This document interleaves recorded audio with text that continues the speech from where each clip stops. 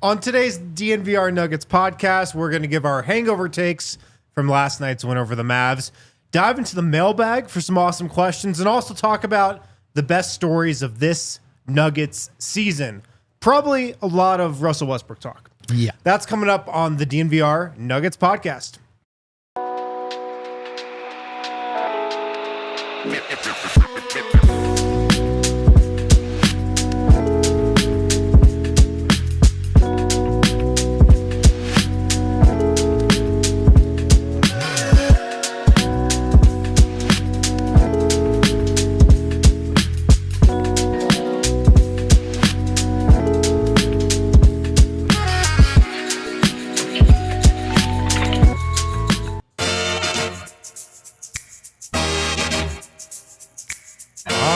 Here on a Monday, let's go. Let's go, Brendan Vogt. Hey, let's do it, man. Let's do it. What's going on, everybody? Welcome into the DNVR Nuggets podcast. We are presented by Bet365. Never ordinary. Download the Bet365 app. Use the code DNVR365. When you sign up, it's where we bet here at DNVR. Harrison Wind, alongside Brendan Vogt, coming to you live from the Toyota Lounge, driven by your Front Range Toyota stores. Toyota is the official vehicle of DNVR. How you doing, man? Happy Monday. I'm good, man. Happy Monday to you as well. What a real Monday this would have been without that comeback, huh? I felt so much relief last night, and I felt relief again this morning. It just would have been a rough day, but sun's out. I feel good. Yeah, it's so funny, man, because we did the post-game show last night, and driving home after the game, it kind of dawned on me like, oh, that was a pretty typical Nuggets game for this year. Yeah, double-digit second half comeback. Westbrook and Jokic take over. Like, there were so many aspects of that game that were just normal, but in real time, your emotions were going all over the place. But that's just kind of the Denver Nuggets in 2025, right? Follow along with your script at home because you know how it's going to go, right? So just it's a table reading together that we're all doing. Or follow along with your bingo card at home. That's if you're right. following on your bingo card, then you might win. Check a lot of things off that bingo card last night. You know, Westbrook, Jokic, the huge comeback. It would be fun to track how Nuggets bingo has changed over the years. One thing that's changed for sure is the quarter we're worried about. It used to be third quarters, man. It did used to be third quarters. They used to be the free square on everyone's board. Third quarter is going to suck. Fourth quarter, you actually don't worry about it. No, fourth quarter. But now it's just if you can get through the first half, you'll be all right. Yeah, especially the first quarter. But we got through it last night, and Nuggets had a great come from behind win. It's kind of the Nuggets' approach to first quarters as well. Let's just get through it, you know? As long as we're still here in the second half, it should be all right. I've always not joked, but said somewhat seriously that Jokic's strategy a lot on defense is I'm just going to try to make it to the fourth quarter, not in foul trouble. And then, in a close game, I'm going to turn it up defensively. He's kind of like double or triple down on that strategy this year. It feels like he's playing even less defense in the first parts of games. I would agree and then with even, that. In a game like the loss against the Trailblazers, sometimes he doesn't turn it on in the fourth quarter. But overall, that feels like the team's philosophy, for better or worse. Do you ever think they get to the locker room at halftime and they're like, man, KCP played really hard, didn't he? That's crazy. How does he do that? He played really hard. Yeah, they do seem to be waiting for the second halves. But everybody except Russell Westbrook. Yeah. As frustrating as that script can be, when they're winning, it's fun too. And then you get to key in on, the fourth quarter, which was a really strong indicator for the Nuggets that title year. I know it's a big gap between this team right now and that year, but that could be a positive indicator as well, right? That they're as good as they are in winning time. It's certainly made for a wild ride online and in any given night, any given game. Some people in the chat asking where D-Line is. He's in Serbia still. He's in Serbia. So I do think he just got on a plane, though, right? He might be in the air as we speak. He might be en route. If he pops into the chat, that's probably a sign he's not en route. Or layover city. Or layover. We should have Eric back. In Istanbul or something. Eric should be back for the show tomorrow night. Oh, that's exciting. Wow. Coming in on no sleep, probably. That should be interesting. Coming in hot. Guys, let's go to hangover takes from last night's game. And I'm going to start us off here. This came out after we got done recording last night. You know, day game, afternoon game. It was great. We had all of Serbia tuning in, all of Europe tuning in. Shout out to everybody who watched the post-game show. This came in from Bennett Duranda, who of the Denver Post, who's on the scene down in Dallas. This is a quote from Aaron Gordon that he tweeted out after the game. And this is about Aaron Gordon coming back from injury, the starting lineup, all of that. Aaron Gordon said, quote, "I think we'll probably stay right around 20 minutes for a while." He's talking about how much he's going to play, and then probably go to 25. "I don't care whether I start or come off the bench. It does not matter to me as long as I can contribute to winning the game for us." There's a lot to get to with this quote. First of all, I'll say, Mr. Nugget behavior. Of course. This is very Mr. Nugget of Aaron Gordon, sacrificing self for the team. Secondly, this helps Michael Malone out a lot because he doesn't have to make the decision of who do I bench to keep Russell Westbrook in the starting lineup, probably Christian Brown. And thirdly, I think right now the Nuggets might be at their best with Aaron Gordon coming off the bench. And that seems like it could be a look that they stick with for a while. And Aaron Gordon's cool with it. And of course, the team's going to be cool with it. So this to me is great news. Well, first of all, it's just great news that he's back, first and foremost, which every time he returns, you go, oh, yeah, that's right. Kind of a noticeable absence there. And he did play really well off the bench. Right off the bat, though, I want to ask a question back to you. When you say they stick with it, meaning don't rush him through the minutes restriction, but eventually you're getting back to the normal starting lineup, right? I think so. And I think you should eventually. Too. I think you should too, because Aaron Gordon's not just a throw-in in that lineup. And when everything is clicking, he's a really important part of their identity, what that half-court offense looks like at its healthiest. So I do think ultimately you do want Aaron Gordon in that starting lineup. But for now, it certainly was a good look off the bench. Oh, it's going to help the bench a ton. And when you can stagger Jamal, and it's Jamal and Aaron Gordon, you know, and then Peyton Watson can play the three. Look, last night went really well for the bench, so it's all easy to say now. But maybe there's something there, because it certainly looked to be viable last night. Yeah. And I mean, even from AG's perspective, he doesn't really have anything to prove right now. He got paid. He just got the contract extension from the Nuggets. He obviously wants to stay healthy or as healthy as possible for the playoffs. Playing him 20 to 25 minutes, I'd be pretty impressed if he and the Nuggets were able to stick on that restriction, because that's not a huge number. I mean, that's less than Peyton Watson's been playing recently off the bench. 20 to 25 minutes is like your standard seventh man, maybe sixth man, but it's not a ton of minutes. So the big takeaway, like you said, it's really going to bolster the Nuggets bench, because we know the look with him at backup center is something the Nuggets like to save for the playoffs. We know how deadly that look is. Like Aaron Gordon at backup center, that's going to be a good bench unit. I have confidence that the Nuggets are going to build a good bench unit around that. We've seen that in the playoffs. Getting that for the regular season, I feel like is huge.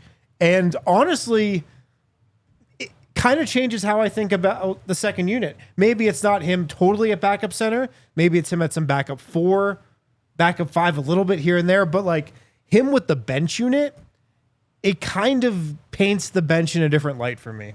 Sure, absolutely. I mean, look, it's one more real guy is the term, right, that you can play.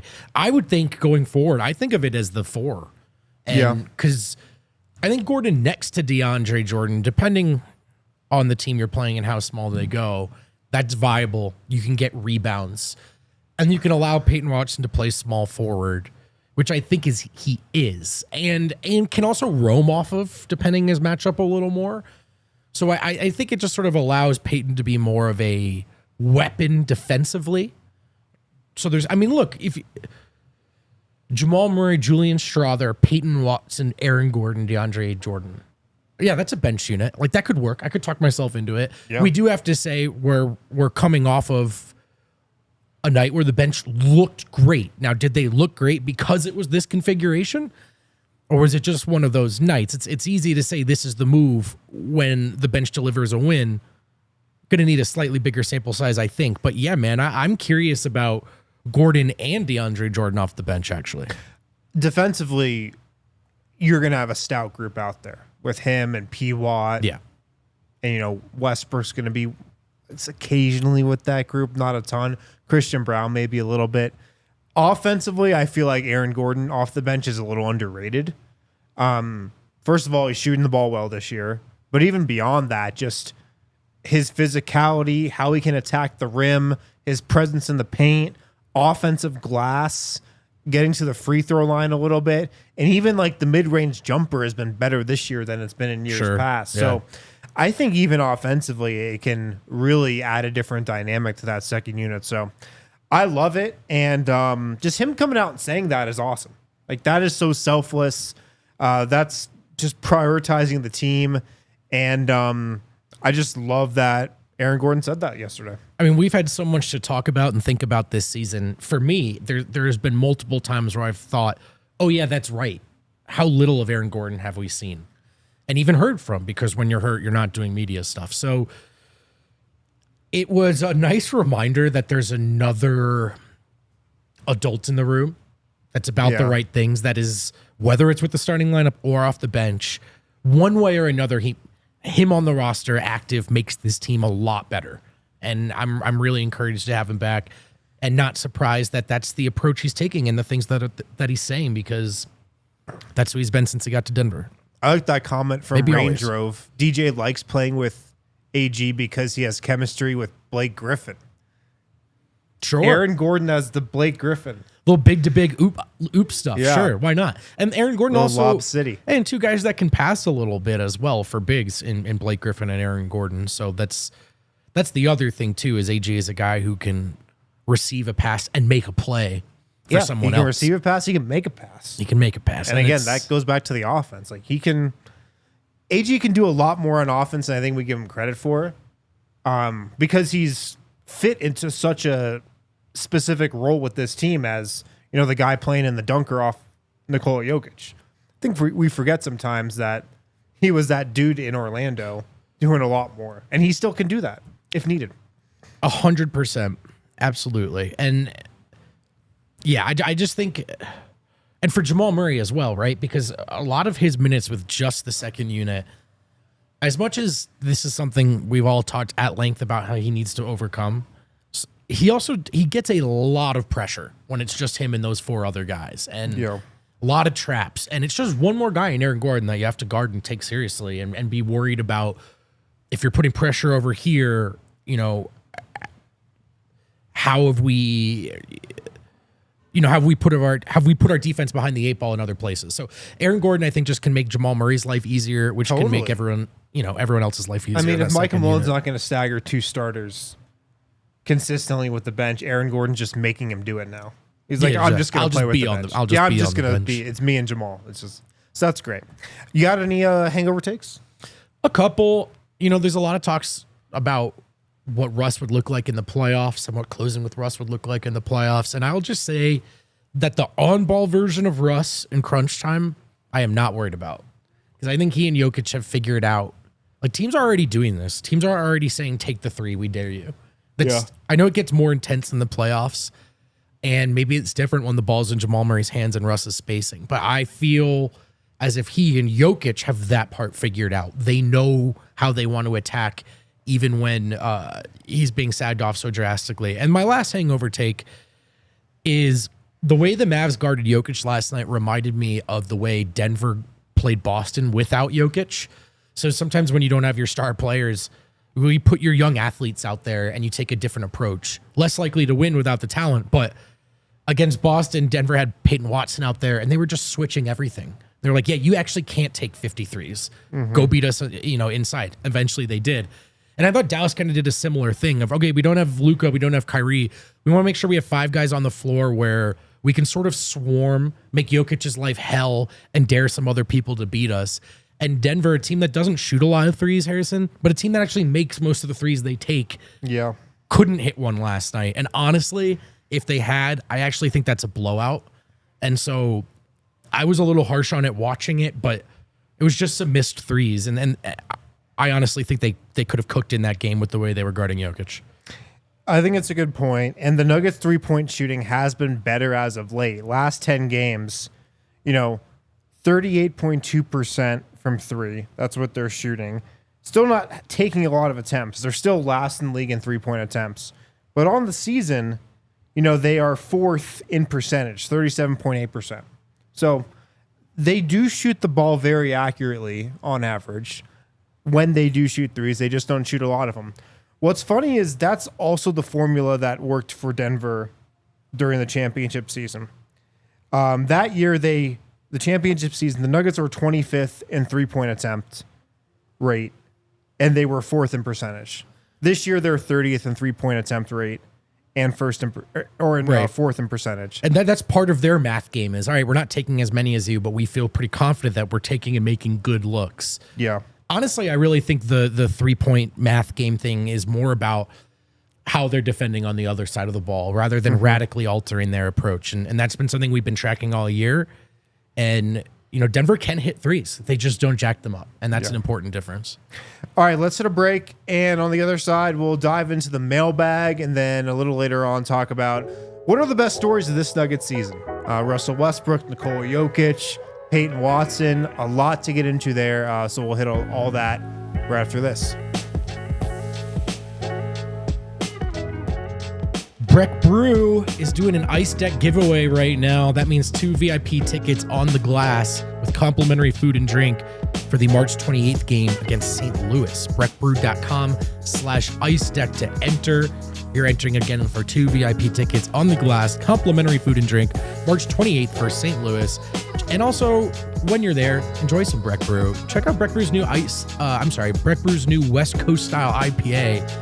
It's the Ridge Runner. It's a double dry hop brew inspired by the untamed beauty of Colorado's trails. Creates notes of bright citrus and pine. It's really, really good, really drinkable, and Breck Brew I actually think does the best job of anyone in the beer game with their branding. It's so dope. Every beer looks different, looks dope, looks like you want to try it, and this one tastes just as good as it looks. If you're looking for it, or any other kind of beer, check out the beer locator at breckbrew.com to find a brew near you. Also, those ice deck tickets are awesome. Like, if you don't know what the ice deck is at an Avs game, it's pretty much like glass seats, but you have a table and you get free food and drink. Pretty cool. It's honestly like the coolest tickets probably in sports right now. I kind of want to do that. Yeah, it's like better than Lexus Club, or you're actually on the ice and there's like space to walk around, food, drink, you have a whole table there. Of course you go through the VIP entrance and stuff. So really awesome giveaway from Breck Brew. Make sure to get on that and sign up. Also, shout out to Shady Rays. Get ready for the season ahead with quality shades built to last. Shady Rays, they have you covered with premium polarized shades that won't break the bank. Shady Rays, they're an independent sunglass company. They offer a world-class product rated 5 stars by 300,000 people. Durable frames, crystal clear optics. They are the perfect choice for all outdoor adventures. And they also have hundreds of options to choose from. If you go to shadyrays.com, just browse their selection. They definitely have the style that you need, the shape, the color. No matter what type of sunglass you wear, Shady Rays definitely has them. They might even, or probably even, have a style in your favorite team's colors. So check out Shady Rays. You can get 35% off polarized sunglasses. Try for yourself the shades rated 5 stars by 300,000 people. If you don't love your shades, exchange them for a new pair, return them worry-free within 30 days. No risk when you shop. They've always got your back. So shadyrays.com, use the code DNVR, 35% off polarized sunglasses rated 5 stars by 300,000 people. All right, and we're back here on the DNVR Nuggets Podcast presented by Bet365. Use the code DNVR365 when you sign up. Hanging out in the Toyota Lounge. Shout out to everybody in the Toyota chat. See some regulars in there today. Always good to see you guys. Harrison, Wind and Brendan Vogt. And should we get to the mailbag? Why not? Let's do the mailbag. Kale, let's dive into the mailbag and see what we've got. Matthew Kamira, our guy 5555-ish, what are the top 3 most promising developments that have happened so far this season? Most promising. Okay, well, number 1 is Russell Westbrook works. And, Russell Westbrook is incredible. The second best player on the team. Yeah, most nights. I mean, honestly, Yeah, I mean, it's been. What was the question? The just the best development. most encouraging. I mean, that's been like the most encouraging and the funnest and honestly the most surprising to me. At Yeah, least. most promising was the way you Most framed it. promising. Gotcha. I don't. Yeah, most promising because without Russell Westbrook, the Nuggets would probably be screwed right now, 100%. which is crazy to say. 100%. Yeah. I'd say another thing that's really promising, though, is the development of Peyton Watson. I mean, Peyton Watson right now is on a great run. Offensively, defensively. I view him right now as an absolute integral part of this team, you know? Like, untradeable. Yeah. I would never even think about trading Peyton Watson right now. I want him to be playing 30 minutes a night. I want him to be closing games if he's playing well. Last 10 games, he's shooting the three better than Christian Brown. Lately he's been pretty hot from there for his standards. His playmaking showing signs there. His ability as a passer, you're seeing some stuff flash there. So that's really promising, the development of Peyton Watson. Have to agree. Absolutely have to agree. He's the best defender on the team right now. And one of he or Julian, I mean, preferably both, but one of them really has to look considerably better than they did at the end of the year. And I think both of them have put a good stretch together here, but PWat's really showing what makes him a prospect worth taking seriously in this league. And I think last night's a great example. The recovery block he had in the 5-minute mark on that corner three is a play no one else on this roster can make. Very few players in this league can make.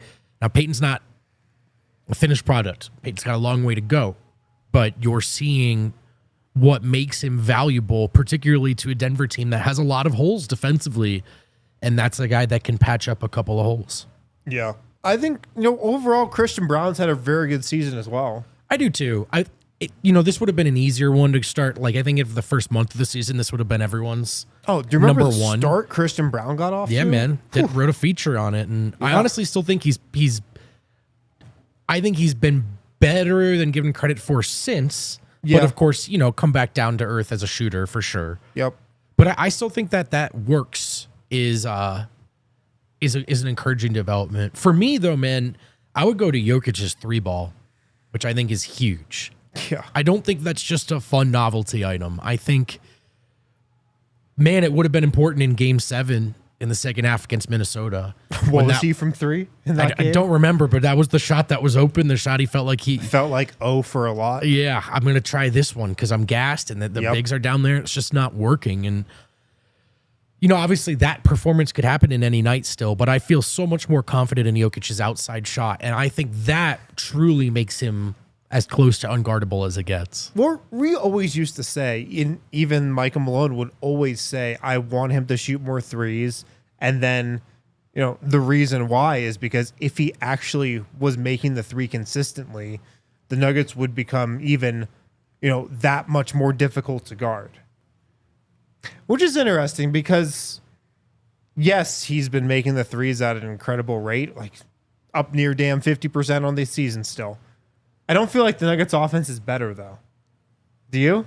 And I mean, that probably has to do with Jamal Murray not having the season that we thought he would. Yeah. And Aaron Gordon being injured. But I think in a fully functioning and optimized and everybody's going full steam ahead Nuggets offense, it does make them virtually unguardable. Yeah. I mean, I think it'll matter in a second half of a playoff game when they're saying, fine, take the three. That's the only way you can beat us. And he says, okay, I led the league in 3-point percentage this year. Let's do it. Yeah. In terms of other developments, I mean, we hit on Christian Brown. Strawther's had a decent run as of late for sure. I felt better about him in the last night. It wasn't his best, but yeah, he's had a good month, I think. DeAndre Jordan, just saying, very promising. He is a development.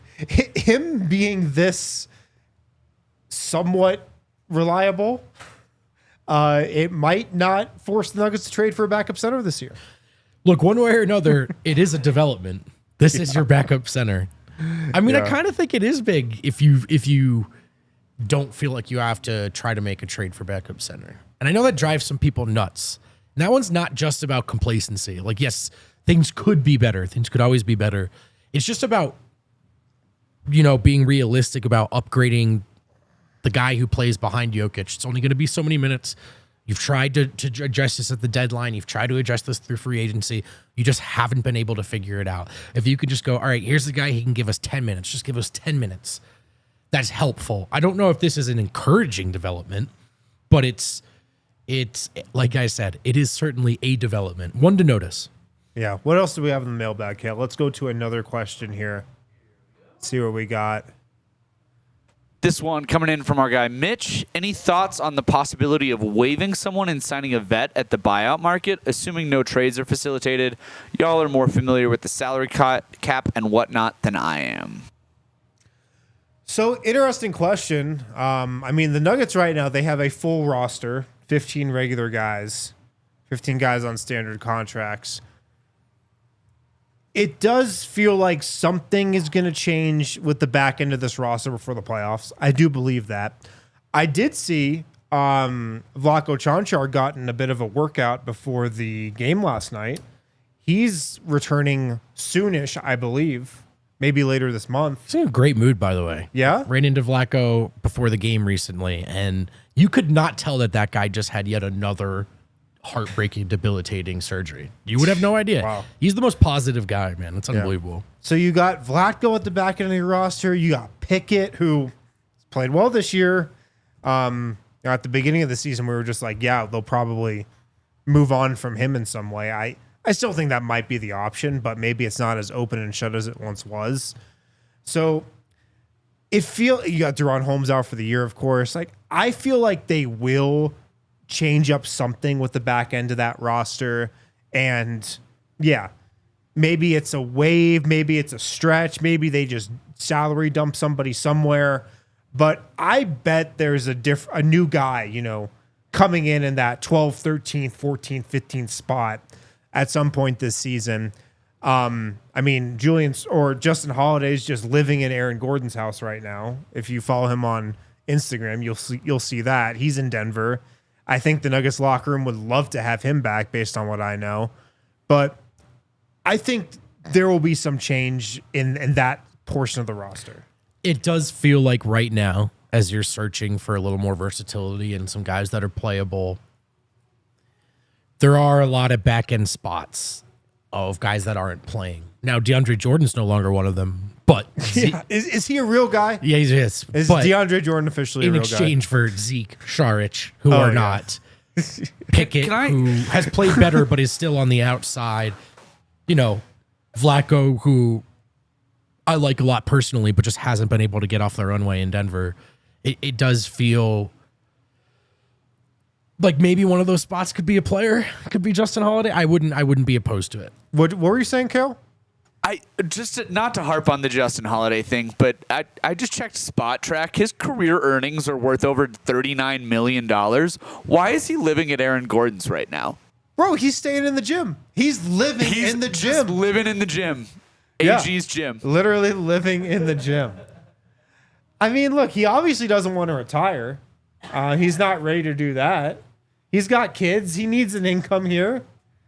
I mean, I'm sure he's got some money put away. He seems like a smart guy, but he's not ready to hang it up yet. Yeah, and he was good last year. Why should he hang it up? He was good last year. He was, I gotta say, as far as the blame game goes in the Timberwolves series loss, Justin Holiday played pretty well. Yeah. Played pretty well. But maybe it's a Justin Holiday. Maybe it's a Lonnie Walker, although it feels like the Nuggets have way less of a need for him with how well Russell Westbrook has played this year. He is like a combo guard at best. So I don't know. But I do predict that there is some change in the back end of that roster, and at least one new guy is brought in. All right. Yeah. Fair enough. I'll say that. All right, let's move on. Next mailbag question here. We should probably break before hitting the mailbag, but we've got more on the other side. Good point. Let's hit a break. We'll hit the more mailbag on the other side right after this.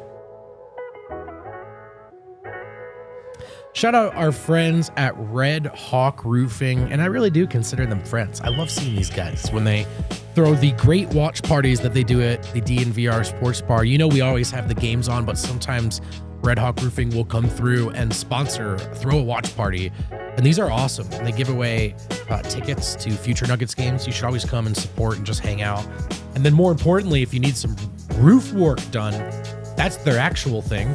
Quality materials, decades of experience, quick response time, Colorado's best estimators and contractors, huge DNVR supporters, free no obligation roof and property inspections, free in-depth photo reports for all inspections. And that's real nice because you just don't know how bad the damage is until you get up there. And if you're anything like me, there's just no way to get up there. It's simply too high. It's not possible. You got to call the folks with ladders, get up there. And when it's free, no obligation, it's worth your time. Supporting your local teams means also supporting local businesses like Red Hawk Roofing. If you're looking for a new roof over your home or business, be sure to check out Red Hawk Roofing at redhawkroofing.com or call 720-771-8921. Tell them that we sent you. Also, check out our friends over at Toyota, of course, the official vehicle of DNVR. They are the official vehicle of DNVR. I like to say they're the unofficial vehicle of Colorado because they have everything you could need if you're a driver in Colorado. Really, if you're driving anywhere. Trucks, sedans, SUVs. They offer 17 models with available all-wheel drive or four-wheel drive. They also offer more low and zero emission vehicles combined than any other automaker. 16 different hybrid vehicles to choose from, like the Tundra iForce Max hybrid truck. They got SUVs like the RAV4, Grand Highlander, perfect for city, for the mountains, no matter what type of terrain you're driving. Of course, trucks have been part of their DNA forever. For generations, Toyota has built durable legends destined for greatness and perfect for Colorado. Check out the iconic 2024 Land Cruiser that's back. Also, the new 2024 Tacoma. They got tons of models coming out in 2025 as well. So it's going to be a big year for Toyota. Visit your Front Range Toyota stores at a location near you. AutoNation Toyota, Arapahoe and Centennial, Corwin Toyota in Boulder, Groove Toyota in Littleton, Mountain States Toyota in Denver, Stevenson Toyota East in Aurora, and Stevenson Toyota West in Lakewood. Toyota is a proud partner of the Denver Nuggets and the official vehicle of DNVR. Let's go places. I think if the Nuggets win the title, we should be allowed to record a Toyota-thon spot, just like us. Yeah, starring the DNVR Nuggets guys. People would be so confused. I've always wanted to be my own Toyota-thon. That's neither here nor there. Oh man! Welcome back to the DNVR Nuggets Podcast. Harrison, Wind and Brendan Vogt here on a Monday. We're presented by Bet365. Use the code DNVR365 when you sign up and download the app. We're still in the mailbag on a Monday. What else do we have in the mailbag? Kale? All right, this is a tough one from Eddie Buckets. Would you rather PWat improve his transition offense or Julian Strawther flash defensive improvements? It's easy for me, actually. Is it Strawther? Strawther. Yeah. Because I actually think Strawther's... the moment Strawther becomes, playable and has passed his test defensively on that end, which he is some nights. I mean, he can give you stuff offensively. He can hit his shots. He can get to that floater. And he can tries dribble. defensively. He does try, man. Julian Strawther puts in a lot of effort defensively. It just usually results in like a foul. Right. The one-on-one stuff is pretty hard, but I think it's gotten a little bit better, I would say. It definitely has. I think you can track it getting better. It has gotten better. So again, when I say this, it's not about coming down hard on him. It's just sort of, this is where he's at in his career. And he knows it. He said out loud, as long as I'm in the league, that'll be my thing. Yep. I just think if Julian is playing defense, then you've got your 7th or 8th playable guy. Right. I've been feeling better about his three-point shot lately, too. I feel more confident in that, even though last night, man, he had 2 terrible misses last night. He's the king, though. Like, when he's hot, it's nothing but nylon, and when he's off, he's breaking backwards. But we always say it. I have never seen a quote-unquote shooter, which is the category I think he falls into. I've never seen a shooter with more bad misses than Julian Strawther. Air balls. Like shots that just hit the backboard. What? But when he's on and he's open, I like the spot. Like if Jokic passes to him, spot up 3, I feel good. Yeah. He's a movement shooter, so he is a guy you can go to get threes up, even if the defense isn't begging you to take them. And yeah, look, I think Julian has the widest swings, man, of how good or bad he can look on any given night. But when he looks good, he can be an asset. So yeah, if he could shore up the defensive side, I would take that all day long. But that's the thing. Because if PWat cleaned up his transition, that'd be amazing. But PWat right now is already a playoff caliber player. He's already firmly in the playoff rotation. He's already a guy that you're going to have to play, and you're going to play big minutes in the playoffs. Julian Strawther right now, I don't know if he's going to hold up in the playoffs. Right. Because of his defense. Exactly. He's going to be a target for the opposing team every single possession that he's out there. So if he did level up defensively and wasn't that mark, that would be more beneficial for the Nuggets in the playoffs. Be a huge development. Yeah. All right, let's move on in the mailbag here. What else we got? From our guy, Napoleon Clayton. Who is the best player Christian and a package of others could bring back in a trade, honestly? Is it worth doing chemistry-wise this late into the season? I don't think a Christian Brown trade is going to be on the table at all. I don't think that's something the Nuggets are going to seriously think about. In terms of the type of player you could get back in that, It's a good question. I honestly don't know. what was it? Christian and what? You could package. He It's said up to you. package yeah. Christian and others, basically. Christian and others. But Christian is the focal point there. I think the return would be less than you think it is. Yeah. I think Christian Brown might be a type of player that's more valuable to the Nuggets than he is to a lot of other teams. He needs to play with other great offensive players. Yeah. But just because of his skill set and just his ideal role, he needs to be a fourth or fifth option. I don't think he'd be good or this good on bad teams. So I think the package would be less than you think. Like, could the Nuggets get in the Cam Johnson business in a Christian Brown deal? No.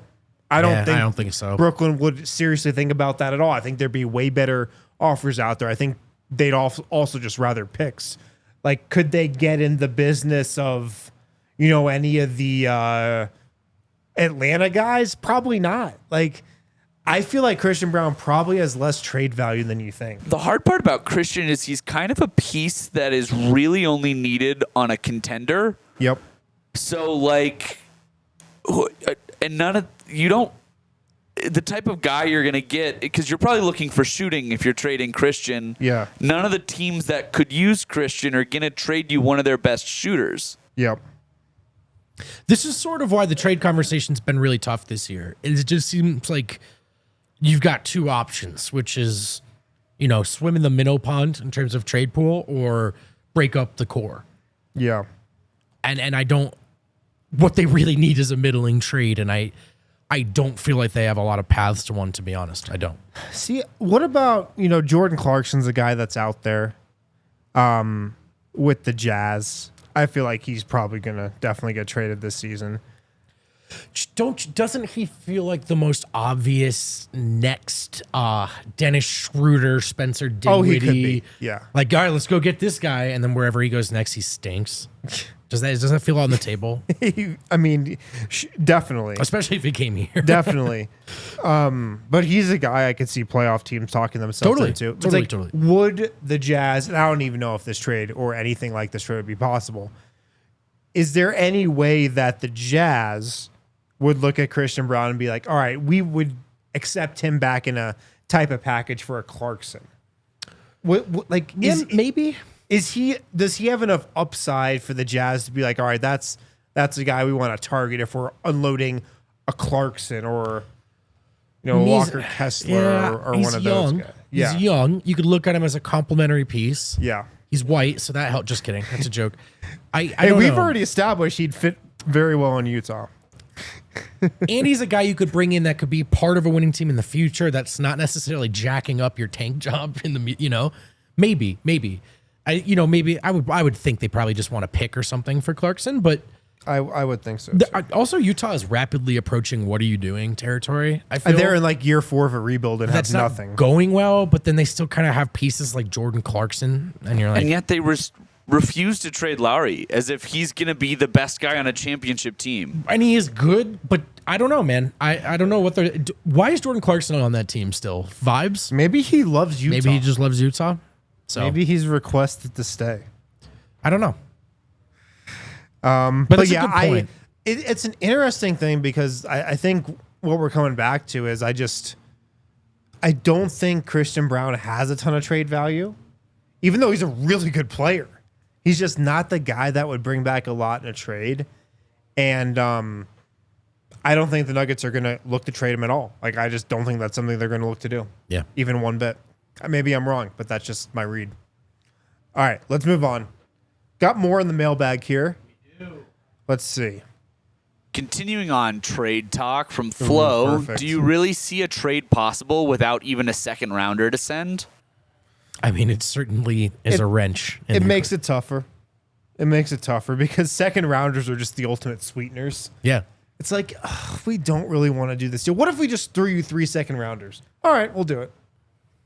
It honestly seems that they're really the sweeteners that get stuff done. Yeah.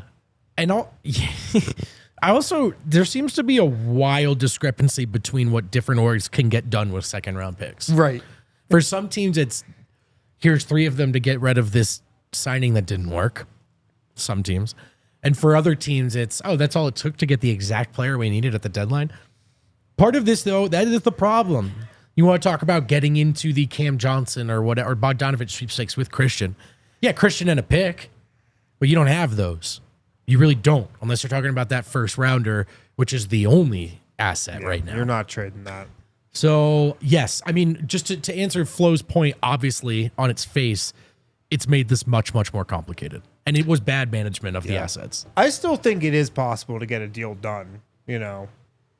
Like, there are guys out there that are, you know, gettable, I think, for just, you know, like maybe a Zeke and Strawther package. I think you can look at the guys making around that type of money and a trade could be pulled off without any second round picks. So I think it's possible, but it does make it a little harder. Right. Absolutely. Then the real thing about CB, and I don't know if there's much urgency now. Someone threw it in the chat there. You made this point yesterday, Harrison. At some point, there's a decision to make about paying both Peyton and Christian too. But I don't know if that's the same as let's just make a move now because you have to. And look, Calvin's high on Christian. Like he just always has been. I think he always will be. And that's maybe the most important part. Yeah. Any other good questions in the mailbag? All right, let's keep going. Let's keep going. All right. The question that everybody has, who will go to the bench once AG is back to starting? I mean, I think it's going to be Christian. Just looking at Russell Westbrook's stats and the impact he's had and how the Nuggets right now are kind of a Russell Westbrook and Nikola Jokic team, I don't see how you can possibly send Russell Westbrook to the bench at this point. Yeah, no. Right now. I mean, I think your best lineup, I haven't even actually looked at the latest 5-man lineup data, but I think your best lineup is probably Russ, Murray, Porter, AG, Jokic. I do. Yeah. And that's tough for Christian, but I mean, shoot, has Westbrook earned it, man? The hard part is Christian hasn't even done anything wrong. He's been really good this season. He has, yeah. But you can't. I want more Westbrook Jokic minutes than less. And I said this yesterday. This would be a lot easier if Christian could shoot, because then you'd go, well, putting Russ in there all the time hurts the spacing. Christian's not really helping the spacing. So, I mean, I'm there for trying it with Russ. I am. Yeah. Also because you by now know that you need to pair Nikola Jokic and Russell Westbrook together as much as possible. If you just put Westbrook on the bench, you're naturally just cutting those minutes down. You're just not going to be able to play as many minutes with those two together if he's coming off the bench. What are you going to do? Like, bring Russell Westbrook in for Christian Brown at the 8-minute mark or something? Right, because then the rest of your rotation's about trying to make that happen. Then, like, what's the point of starting Christian Brown? I feel like right now it's an easy decision, actually. You move Christian Brown to the bench. And look, I'm leaving open the possibility that by the time the playoffs start, maybe Christian Brown's back in the starting lineup. I don't know how the next 3 months are going to go. Yeah. But I think it's a fairly easy decision, actually, right now. You have to leave Russell Westbrook in the starting lineup. And Jay says, I mean, look, you could say you could say it's Jamal, right? That would make a lot of sense, but that's just not going to happen. So that's why that's not a big talking point here. It's not that we're ignoring it. It's just, what do you think's going to happen? Malone's not going to bench Jamal Murray. So, yeah, I think it's Christian. Honestly, I was resistant to it because I thought Russ could still be an asset off the bench in multiple positions the way Bruce Brown was. But to me, it's just such a marked difference of when he's starting and when he's not. I'm convinced. Yeah. All right, let's move on here. A couple mailbag questions. Speaking of that, what's your worried about Jamal meter level right now? From Josh Bonnet from Down Under.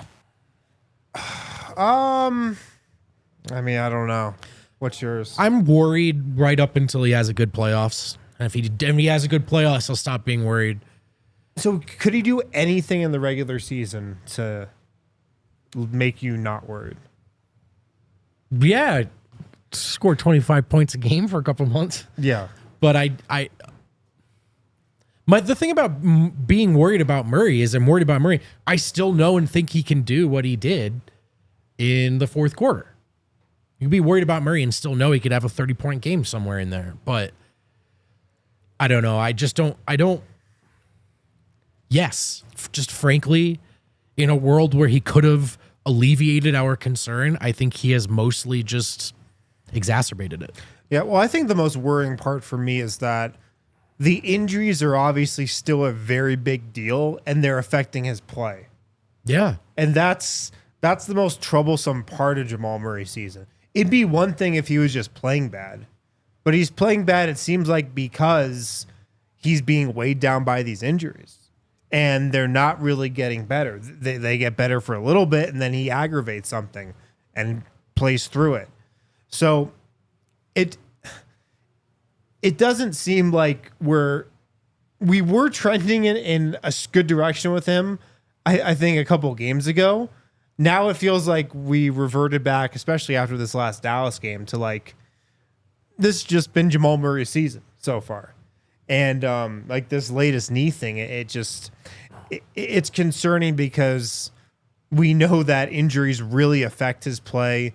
They really affect just how quick he is, if he can get to his spots, just how he can hold up on defense too in a real high leverage environment like the playoffs. So definitely makes me nervous. I'm definitely nervous about him for sure. Yeah, I mean, you can buy the highs and still just be concerned they won't be there consistently enough. And I mean, look, if he wants to put another great playoff run together and I can look dumb as hell in this clip, that'd be awesome. I'm all for it. It's tough not to be concerned. And the thing with shutting him down is you could shut him down. You haven't healed the knee soreness. Like the knee inflammation might come back, and then if he doesn't play for a while, then he's out of shape, and we're all upset that he's out of shape. And so this is just what's so difficult about this cycle. It feels like we've been stuck in. I don't know if the answer is to shut him down. I think the answer is just to play him, put him on the AG plan, maybe play him less. What would be so bad about putting him on the Aaron Gordon plan right now? Like Aaron Gordon comes out and says, I want to play 20 to 25 minutes a night. What would be so bad about doing that with Jamal Murray? You can still start him even. Or maybe if he wanted to come off the bench, I think that'd be okay. Like, who cares? What would be so bad about putting him on that plan right now? Yeah, so less about shutting him down, just why are you playing 30,000 because I agree, maybe night? shutting him down and he starts feeling better, and then all of a sudden you play and you're like, oh, the knee thing's still there. Yeah. But I wonder, and again, I'm not a doctor, I'm not on a training staff, but I wonder if just playing him less game to game is ultimately the answer. Honestly, we've been saying that for years, but you in particular, you've been saying that for 3 years. And then the Nuggets play him 40 minutes on the second night of a back-to-back. I have no idea why, but it would allow more Christian and Russ and Jokic minutes too, which I think all of us want to see. Yeah. Look, I think you guys are onto something. I just, then I don't know. I don't know. Just this seems like a cycle we're stuck in, but I think not playing him as many minutes is a good place to start. Yeah. All right, let's hit a couple more mailbag questions. Yeah, just a few more. This one's simple but true. Why is boxing out a challenge for us? I think it's a challenge across the league. Nobody boxes out in the NBA. Yeah. People just jump. Also, AG's out, which leaves your next guy up on box out, a fella who's 3 back surgeries deep. So that doesn't help. I mean, yeah, it's funny because they have guys who can get rebounds, But the boxing out part does seem to be a problem. I agree. Yeah. I think Aaron Gordon being out's big. That's mattered for sure. And like the Nuggets, they should be such a better rebounding team, man. I mean, Jokic, he's a great rebounder, obviously. What is he getting? 13 boards a game this year. Yeah. PWat should be a good rebounder. Christian Brown's a good rebounder. Russell Westbrook's a good rebounder. That was what was fun about yesterday's game was all the guys who were supposed to rebounded. Yeah. And watching Russell Westbrook crash the glass is awesome. It's unbelievable. Some of my favorite like rebounding plays are the ones where the Nuggets put up a shot, everybody jogged back on defense, and you just see Russell Westbrook just crashing the glass out of nowhere, just coming in like a man possessed. It's actually still crazy. You see it more on the rebounds than dunks or breakaways or anything. Yeah. How his hang time, dude. When he really commits, he stays in the air forever. It's unbelievable. I have had such a joy watching him, man, with this front row seat at age 36. It's honestly, I'm not even kidding when I say this. Like, I expect you to laugh. It has made me want to like reevaluate how I approach my life. No, I'm serious. Yeah, there's more to give. You know what I mean? Russell Westbrook has never let a day happen to him in his life. He has only ever seized that motherfucker. Wow. Excuse me. No, I'm serious though. Like, and it's just like crazy to me because he's 36. He's played he's like top 20 in total games played or whatever or something like. He's played so many effing games, and he just every day is another day to go get after it. It's unbelievable. Yeah. MPJ does not really box out. No, he does not box out. Point. Yeah. No. He will get the rebound, but he will not box out. He will rebound. He will not box out. Yeah. All right, I think we have one more, then we'll get to super chats. Yep. All right. Kind of a look at the West. Westbrook, Murray, MPJ, Gordon, Jokic, CB, and PWat coming off the bench. Outside of OKC, who's competing with that in the West? In terms of depth, maybe Dallas?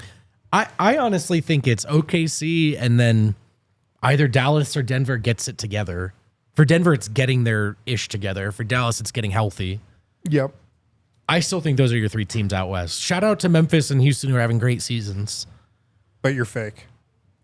There's something too for all the holes the Nuggets have. You get to a 7-game series and they're still the team that has Jokic. Dude. And Houston does not have Jokic, and Memphis does not have Jokic. You put this in the mailbag that is dropping later today or tomorrow. Like, who are the best teams in the West? And I thought about it, and I don't think the Nuggets are the best team in the West right now. No. Right now, I probably think they're the third best team in the West, fully healthy, behind OKC and Dallas. I agree. But I would take the Nuggets over either of those teams in a playoff series. Wow. Even Dallas or OKC? Yeah. It is hard to pick against Jokic, and I know we just saw them lose, but it's not like they got swept in the first round, man. This team is still going to be a battle, and even with all their flaws, I don't think any other team is going to be psyched to see them for 7 games. Dallas's depth, when healthy, Doncic, Kyrie, PJ Washington, Clay, Derek Lively, very good starting 5. Najee Marshall coming off the bench, good 6-man. Quentin Grimes, another good guard off the bench. Gafford, a good big man. So three guys off the bench right there that could probably be in most teams' rotations. And I mean, I say that, and Quentin Grimes was like an outcast on the Pistons last year somehow. Right. Dinwiddie, I think Spencer Dinwiddie's kind of overrated right now. I don't think he's as good as people think he is. Over the hill for sure. My guy Chris Marlowe giving Dinwiddie way too much love on the broadcast last night. Come on, Marlowe. Maxi Kleber, solid bench piece. Jaden Hardy. So I think the Mavs probably on paper are definitely deeper than the Nuggets. They're deeper than the Nuggets. Yeah. They just, on the flip side, I'd rather have Jokic than Luka. Yeah. With a real gap, as good as Luka is. So now Kyrie's a problem. Like, Dallas is really good. Dallas is really good. And they have a better team right now than Denver. But Denver's still the team with the best player alive. So they I think I think when any given series tips off, they'll be thinking they can win 4. Yeah. What do you think of Houston? Are you buying Houston as I'm buying 2-round playoff team? Yeah. A team that can win a series? I'm buying Houston, but they're just your annual, we're winning a boatload of games. We've taken a big level up. Yeah. Is our best player even close enough? Because as much as has changed in the NBA, you still need a top 5, top 6 guy. You just do. Or you need the best starting lineup in the league by a mile. And so, yeah, that's what Houston lacks. And they've got to figure some stuff out with some of their best prospects and what their best lineups look like. But Udoka has really raised the floor of that's a team that's going to take certain aspects of competing seriously. And they've got a lot of players. I think the fact that Nuggets haven't played the Rockets yet is tainting my view on them. Like, I don't really know what to think of them because I haven't really watched one of their games closely. Right. No, that's a fair point. But you just gotta, I've watched their games, but like not like I would watch them if they were playing the Nuggets. There's something too, right, where you get close and close to the NBA and you want to start giving all these teams and players credit and look at what they're doing. It's awesome, and that's all true. But then sometimes you just need to go to like a lay person, show them the roster, and go, "Is this team winning a title?" Yeah. And no, the Houston Rockets are not winning a title, and it can just end there. Yeah. All right, let's hit super chats and then get out of here. Cedric Exquisite. No vote, no Harrison, no Kale. Safe flights, Eric. Peace and love. No, it's hashtag shut up and take my money. Vote for you. Russ Mall and PJ Yoke. Who will be the 5th starter? Aaron Gordon. It will be Aaron Gordon, as it should be. Agree. And I think that's your best 5 right there. DJ Seahawk. No, Harrison, you're wrong. Don't trade MPJ or CB. Yeah, Harrison. Stop trying to trade everyone, Harrison. Just keep everyone except Zeke or Saric. When will Bruce Brown want to rejoin us? And maybe Mayama be there. Bruce Brown, maybe next season if he wants to take a bit of a pay cut. And if he just wants to ignore the article that dropped tearing him to shreds on the way out the door. if he didn't take that personally. Hey, that was on background. It briefly was. Fent Jones. The non-Mars minutes are looking great this season. Thank you, Fent. Are we better in the non-Mars minutes than the Nuggets are in the non-Jokic minutes? Well, I would hope I so. hope so. I would say by far. Don't ask that question to the chat, though. I don't want to know that. I don't want to know what they actually think. Sir Lobo 92, Babes Night. We all root for PWat, but not forget that he did not play last year in the playoffs. Do you think it could happen again? Hi from Spain. Not this year. I think PWat plays. They just have nobody else that they could play in that spot. Yeah. Like Zeke, no. Saric, forget about it. Vlatko, maybe he's the only guy who could have this like second half resurgence that's on the roster right now. But like backup 4, like it's PWat. Like it absolutely should be and has to be. I agree. All right, guys, thanks for hanging out with us in the Toyota chat. Great show on this Monday. We'll be back tomorrow. The Nuggets play the Mavs again. We'll be live from this very studio for the pregame lounge and postgame lounge. Thanks to super producer Kale for producing. Vote, thanks for hanging out. Good stuff, dog. We'll be back tomorrow. Talk to you guys then.